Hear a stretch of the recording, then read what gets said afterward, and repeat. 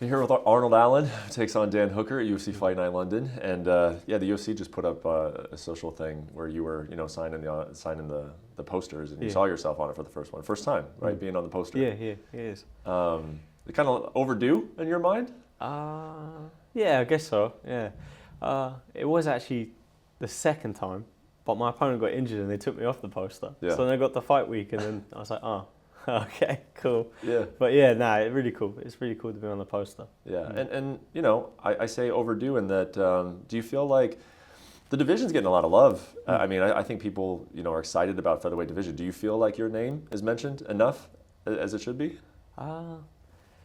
Yes and no. I mean, I feel like I'm like the cult fan, sort of either of those guys. Like everyone's always talking about if you're a hardcore fan, you follow Arnold Allen. So.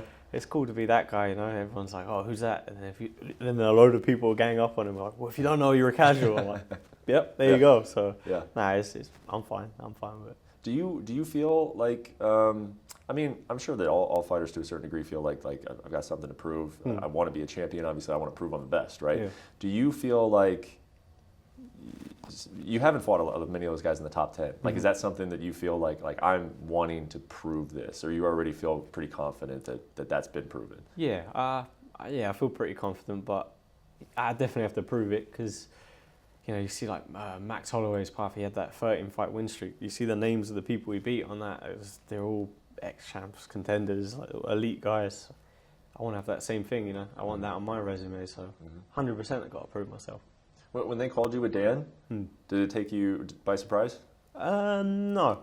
I was sort of, when I saw he was dropping down, I kind of had a bit of a thought, like, that kind of makes sense. Then a lot of people were like, no, that doesn't make sense. He doesn't deserve the fight in the... I'm like, what do you mean? Yeah. Of course he does. But yeah, I'm not that surprised, to be honest. What does that mean when you're like, what do you mean? He's Dan Hooker, of course he deserves it. What do you mean by that? Oh, you just see his fights, you see who he's beat.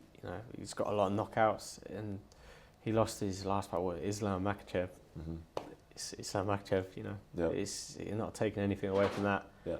So it's a big opportunity for both of us. He's perfect for me, I'm perfect for him to put our names to the next step.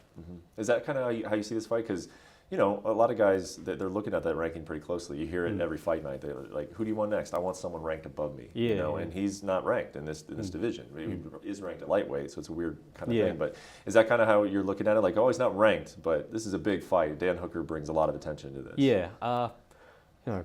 A win here it's only up, isn't it? Like, you're not going to go, oh, all right, you beat Dan Hooker, now you're fighting number 8. So it puts you in that top 5 sort of title eliminator talk. So that's exactly what I want, and that's how I look at this fight.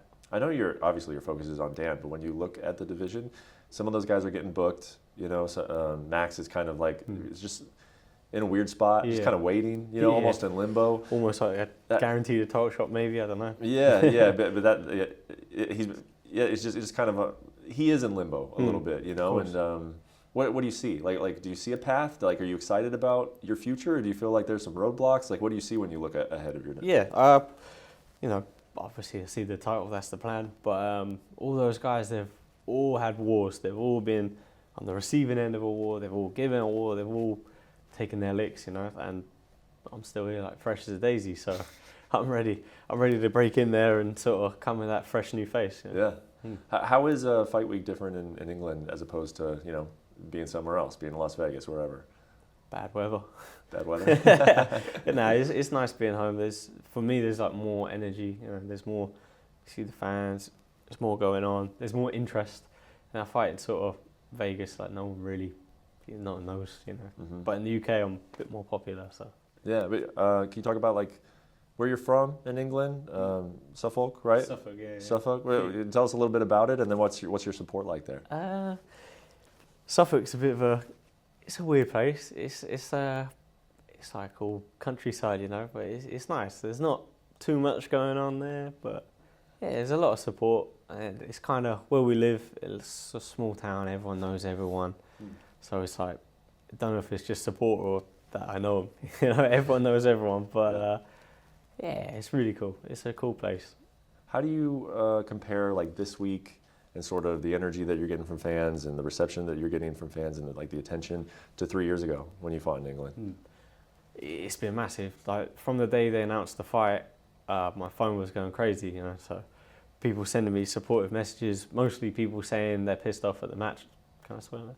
Repeat that? Yeah. They're mad at the matchup, and because they're two fan favourites. So, I mean, that's a good thing, I guess. But yeah, a lot of support. I've had to. Usually, it's how it is after a fight when I win. So it's been. I've had to put my phone on mute. I can't even look too much. So yeah, it's been 10 times more than I usually get. Well, again, focuses on focuses on Hooker.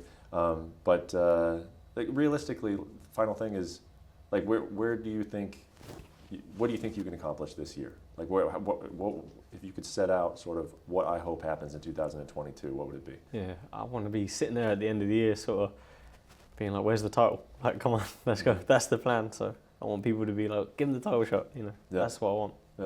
Well, it's a big one, man. We're talking to Aspinall and talking to Paddy. Like, the energy is just going to be electric there. Are you looking forward to that part of it as well? Yeah, of course. It's a bit of a downer being after the fight after Paddy, because everyone's going to be, you know, he brings the excitement, doesn't he? So, and he's such a big name already with one fight in the UFC.